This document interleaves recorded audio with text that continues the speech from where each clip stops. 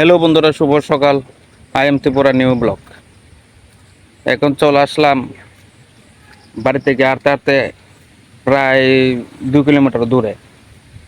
তো দেখলাম এদিকে অনেকেই মাছ টাছ ধরতেছে, আর পাশাপাশি আমার সাইডে এদিকে একটা জ্বালা তো আছে, কারণ অনেক ক্ষেতের সিজন, এখন মানুষের জ্বালা টালা ফালাইছে, ক্ষেত চেত লাগাবে।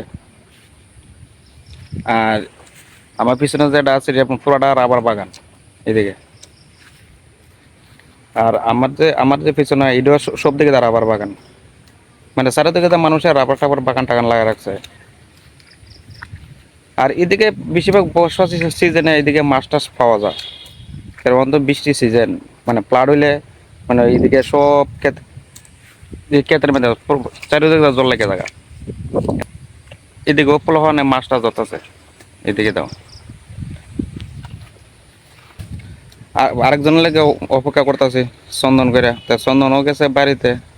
তো অনেকক্ষণ ধরে বেরিয়েছে, তো ভাবলাম আমি একটা ছোট করে ভিডিও করি। তো চন্দন হন আইতাছে না, তো চন্দন লেগে অপেক্ষা করে রইলাম।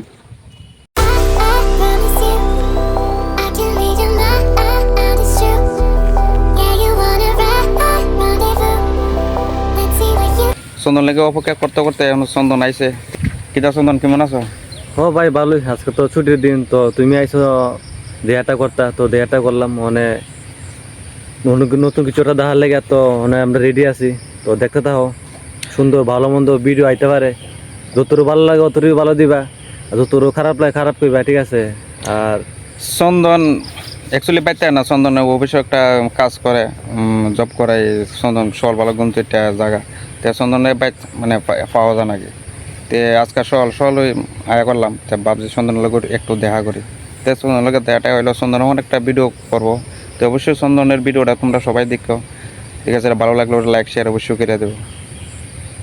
আচ্ছা, ভিডিওটা এগুলো শেষ করতে, ভিডিওটা অতিরিক্ত লম্বা হয়েছে। আচ্ছা, ভিডিওটা ভালো লাগলে অবশ্যই লাইক শেয়ার অবশ্যই করে দেবে। ঠিক আছে।